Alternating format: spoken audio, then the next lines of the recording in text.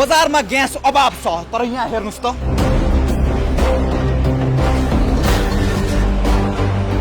सप्लाईमा समस्या होइन।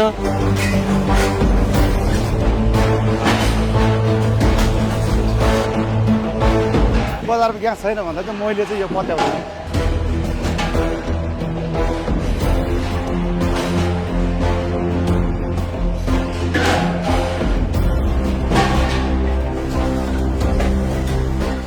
दर्शकबिन, यति बेला हामी यो बालाजुको औद्योगिक क्षेत्रमा आएका छौँ, जहाँ नेपाल ग्यास उद्योगकोबाट यो दृश्य तपाईँलाई देखाइरहेका छौँ।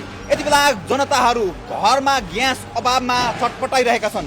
सरकार भन्छ हामीले पर्याप्त मात्रामा ग्यास ल्याइरहेका छौँ, भारतबाट ल्याएर वितरण गरिरहेका छौँ भन्छन्, तर जनता भने ग्यासमा छटपटाइरहेको अवस्थामा यो अभाव किन भएको छ भनेर देखाउनको लागि यति बेला हामी उद्योगमै आएका छौँ, उद्योगीसँग कुराकानी गरेका छौँ। खासमा ग्यास अभाव किन भइरहेको छ? ग्यास बजारमा गइरहेकै अवस्था हो। खास गरी यो समस्या हुनुको कारण चाहिँ हाम्रो लगभग 3-4 महिना हामीले हाफ सिलिन्डर प्रयोग गऱ्यौँ। त्यसपश्चात यो श्रावणको आषाढको लास्ट 30 गते हामीले हाफ सिलिन्डरबाट फुल सिलिन्डरमा जब आएपछि हामीलाई डिमान्ड एकदमै हाई भयो। डिमान्ड हाई भएको कारणले गर्दा चाहिँ हामीले डिमान्ड अनुसार सप्लाई गर्न अलिकति नसकेकै अवस्था अहिलेको अवस्था चाहिँ त्यो हो। खास भारतबाट आउनुपर्ने ग्यासमा त्यस्तो कुनै पनि कमी छैन, अभाव हुन दिएका छैनौँ सरकार भन्छ। तपाईँहरूलाई त्यस्तो अभाव केही महसुस गर्नु भएको छ? होइन, त्यो जुन पहिलाको जस्तो अहिले सप्लाईमा समस्या होइन। अब हामीहरूको डाटाबाट के भन्छ भने यो जुन हाफ सिलिन्डर हुँदाखेरि लगभग 25 देखि 30% चाहिँ हाम्रो इम्पोर्ट नै घटेको अवस्था हो। त्यो लगभग 3-4 महिना त्यसरी हाफ सिलिन्डरमा आउँदाखेरि आइएलएमको इम्पोर्ट पनि घट्दाखेरि त्यसको ब्याकलग, त्यसको जुन बिचमा रहेको त्यो ब्याग छ त्यो चाहिँ आएर अहिले एक्कासी त्यो ब्याग पनि पुरा गर्नुपर्ने र ब्याकलग पनि पुरा गर्नुपर्ने र अहिले भइरहेको रेगुलर पनि सप्लाई गर्नुपर्ने अवस्थाले गर्दा अलिकति असहज भएको परिस्थिति चाहिँ हो। तपाईँहरूले जुन डिलरलाई दिनुहुन्छ उनीहरूले पनि लगेर लुकाए अथवा जनतालाई घर घरसम्म पुर्याएनन् अथवा उपभोक्तालाई दिएनन् भन्ने आरोपहरू पनि लाग्न गरेको छ। यो बारेमा तपाईँहरू वितरक हुनुहुन्छ, केही अध्ययन गर्नु भएको छ, के देख्नु भएको छ? होइन, यसमा यस्तो छ, अब डिलरहरूले को अवस्था के छ भने डिलरहरूले अहिले लुकाउन सक्ने अवस्था छैन। हामी के छ भने हामीले अहिले एनओसीको आफ्नो एउटा मार्फत एनओसी मार्फत नै हामीले कुन कुन डिलरमा कति ग्यास सप्लाई हुँदैछ त भन्ने खालको सम्पूर्ण विवरणहरू हामीले एनओसीलाई नै दिइरहेका हुन्छौँ। उहाँहरूले पनि आफ्नो वेबसाइट मार्फत हरेक दिन कहाँ ग्यास कति गइरहेको छ भन्ने अपडेट भइरहेको हुन्छ। अहिलेको अवस्थामा ग्यासको डिलरहरूले अहिले ग्यास लुकाएर बेच्नु सक्ने अवस्था छैन। त्यो चाहिँ मलाई लाग्छ त्यो चाहिँ हुन सक्दैन। जस्तो सर तपाईँ बोलिरहँदा यति बेला काठमाडौँकै पनि धेरै नागरिकहरू ग्यासको हाहाकारमा हुनुहुन्छ।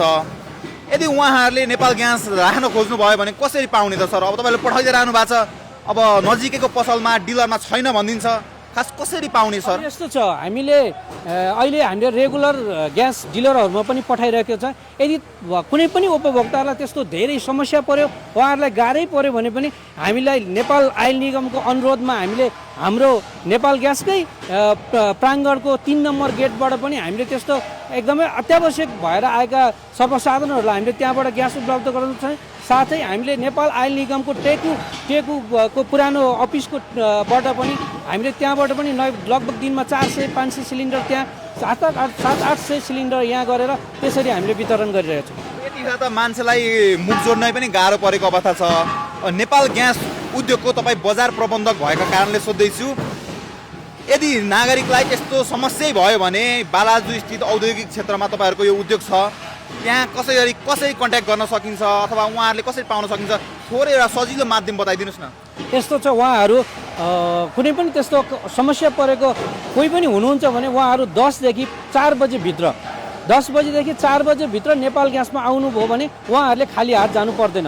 हामी उहाँहरूको लागि ग्यास प्रबन्ध व्यवस्था गरेर नै यहाँ हामीले सप्लाई गरिरहेका हुन्छौँ। हामीले आज यो ठाउँमा अन्दाजी यति ग्यास चाहिँ नेपाल ग्यासले आफ्नो गेटबाट दिने र त्यसपछि आयल निगमबाटको अफिसबाट दिने भनेर हामीले त्यो कोटा नै प्रबन्ध गरेको हुन्छ। त्यो भएर यहाँ आउने कस्टमरले चाहिँ त्यस्तो समस्या ग्यास फर्केर रित्तो हात जानुपर्ने अवस्था रहँदैन। जस्तो कि तपाईँलाई एउटा हामी यो उद्योगमा आउँदै गर्दा तपाईँ वितरक पनि भएको कारणले गर्दाखेरि अहिले बजारको डिमान्ड कति छ, तपाईँले सप्लाई कति गरिरहनु भएको छ, अनि यही रेसियोमा जाने हो भने अबको कति दिनपछि यो समस्यालाई अथवा यो हाहाकार अन्त्य हुन सक्ला सर सम्भवतः यो टेन्टेटिभली?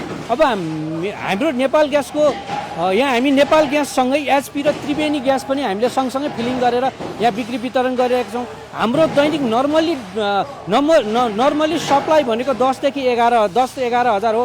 हामीले ग्यास आएको अवस्थामा हाम्रो बिहान 6 बजेदेखि बेलुका 8 बजीसम्म हामीले 2 सिफ्टमा फ्याक्ट्री सञ्चालन गरेर काम गरिरहेका छौँ। तपाईँले देख्नुभयो आज बिदाको दिनमा पनि हामीले काम गरेर अहिले त्यही समस्यालाई ध्यानमा राखेर कमसेकम बिदाको दिन एक दिन नगरिकन गरियो भने पनि एक दिन अगाडि कुनै कस्टमरले ग्राहकले अप्ठ्यारो परेकोले पाउनुहुन्छ भन्ने भएकै कारणले आज हामी बिदाको दिनमा पनि सप्लाई गरेका छौँ। यही निरन्तरता 10-12 हजारको दरले हामीले निरन्तर सप्लाई गर्ने हो भने अबको 8-10 दिनमा हामी केही सहज स्थितिमा पुग्न सक्ने देखिन्छ। सम्भवतः छिटै यो समस्या समाधान हुन्छ। सम्भवतः हुन्छ। यसको चाहिँ के छ भने अब जस्तै हामीको 10,000 डिमान्ड हामीले सप्लाई गर्न सक्छौँ। हामीलाई 15,000 डिमान्ड आएपछि हामी 10,000बाट 15,000 एकैचोटि त गर्न सक्दैनौँ र हाम्रो बुलेटको इन्डियाबाट हामीले बुलेटमा लिएर आउँछौँ। बुलेटको सङ्ख्या पनि तत्कालै अप्ठ्यारो पऱ्यो भनेर बढाउन सक्ने स्थिति हुँदैन। त्यो पनि एउटा रेगुलर आइरहेको हुन्छ। तैपनि नेपाल आयल निगमले अहिले यो अवस्थालाई ध्यानमा राखेर लगभग महिनाको 60,000 जति ग्यास मेट्रिक टन ल्याउने गरी उहाँहरूले काम गर्न थाल्ने गरिसक्नु भएको छ। त्यो भएर मलाई लाग्छ अब 10-15 दिनभित्रमा यो समस्या सहज हुन्छ जस्तो लाग्छ मलाई। सरकारको सहयोग चाहिँ कतिको मिलिरहेछ? अनि यस्तो छ, सरकारको सहयोग त अब यो छ हाम्रो नेपाल यो ग्यास उद्योगीहरूको एउटा अभिभावक संस्था भनेको नेपाल आयल निगम हो। त्यो भनेको उद्योग तथा वाणिज्य मन्त्रालय अन्तर्गत पर्छ, सरकार नै हो। उहाँहरूले चाहिँ ल्याउने व्यवस्था मिलाइदिनु पर्यो। हामी वितरण गर्न जतिसुकै बेला पनि बिदाको दिनमा पनि जुन बेला पनि हामी वितरण गर्न तयारी छ। समयका लागि धन्यवाद। धन्यवाद, थ्याङ्क यू। दर्शक महानुभावहरू, हामीले भर्खरै मात्र नेपाल ग्यास उद्योगका बजार प्रबन्धकसँग कुराकानी गऱ्यौँ। आज शनिबारको दिन, आजको बिदाको दिन हो। यद्यपि सरकारको अनुरोधमा अथवा उहाँहरूले आजको बिदाको दिनमा पनि यसरी ग्यासहरू घर घरमा अथवा डिलरमा पठाएर उपभोक्ताको घर घरमा पठाउनका लागि मद्दत गरिरहनु भएको छ, काम गरिरहनु भएको छ। देख्न सकिन्छ यति बेला यहाँका कर्मचारीहरू शनिबार पनि नभनी आएर यसरी काममा खटिरहेका छन् र उहाँले बताउनु भएको छ यदि तपाईँ काठमाडौँ वरिपरि हुनुहुन्छ र यदि केही गरी तपाईँलाई समस्या पर्यो भने नेपाल आयल निगमले टेकु स्थित राखेको त्यो त्यहाँ जहाँबाट वितरण गरिराखेको छ अत्यावश्यक हुनलाई, त्यहाँबाट पनि हामीले ग्यास वितरण गरिरहेका छौँ। र यदि तपाईँलाई त्यहाँबाट पनि भएन अथवा अत्यावश्यकै पर्यो भने नेपाल यो बालाजु स्थित औद्योगिक क्षेत्रबाट पनि हामी तपाईँहरूलाई ग्यास उपलब्ध गराउँछौँ। तपाईँ भोकै मर्नु पर्दैन भनेर उहाँले विश्वस्त जनाइसक्नु भएको छ। दर्शक महानुभावहरू, यो नेपाल ग्यास उद्योगमा आइरहँदा यहाँका कर्मचारीहरूको अनुभव पनि हामी तपाईँलाई थोरै सेयर गर्न चाहन्छौँ। दाइ नमस्कार। नमस्कार। हजुरको नाम? पेमा लामा। हजुर कति वर्षदेखि यहाँ काम गर्नुहुन्छ? मैले लगभग 21 वर्ष भयो है। अनि यो ग्यासमा बजारमा ग्यास अभाव छ भन्छन्, उद्योगमा आयो यसरी काम भइरहेछ, खास तपाईँहरूले ग्यास पठाउन नसके हो त?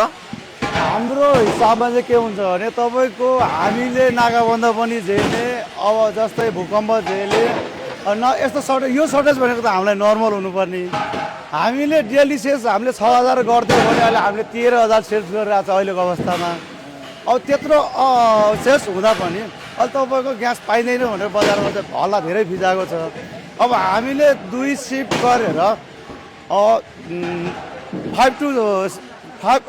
9 to 5 को हामीले डेली काम गर्थ्यौँ भने अरू बेलामा, अहिले हामीले बिहान 2 सिफ्ट लगाएर 7 to 2 to 8 गरिरहेको छ हामीले। त्यत्रो गर्दा पनि अहिले बजारमा ग्यास छैन भन्दा चाहिँ मैले चाहिँ यो पत्याउँछु। कहाँ गयो त दाइ ग्यास? यो ग्यास हामीले अब तपाईँको यहाँ हाम्रो कम्पनीमा त्यति नै लिन आइरहेछ लाइनमा। डबल पठाइरहनु भएको पहिलाभन्दा? यहाँ पहिलाको भन्दा डबलै छ। र पनि ग्यास पाइया छैन। तर हाम्रो यो अहिले यो गाडीहरू भनेको सबै डिलरमा जाने हो। यो गाडी भनेको आज चाहिँ बिदाको दिन भएर 9 बजे निक्लिने हो। अरू बेला भनेको यो गाडी निक्लिने होइन 6 बजे हो। बिहानको 6 बजे बेलुका 8 बजे आउने होइन है। अहिले धमाधम काम रफ्तार भइरहेको? रफ्तारमै छ। अरू बेला भन्दा हामीलाई चाहिँ हाम्रो परेको छ काममा। यो भनेपछि कृत्रिम अभाव होला त? यो होइन कृत्रिम अभाव होइन है। यो अब कसैले राजनीतिक हस्तक्षेप गरेर लुकाइयो भए हलो कुरो रह्यो, नत्र भने हाम्रो पहिलाको हिसाबमा हेर्ने हो भने चाहिँ अहिले यो ग्यास सर्टेज चाहिँ होइन। ग्यास सर्टेज छैन।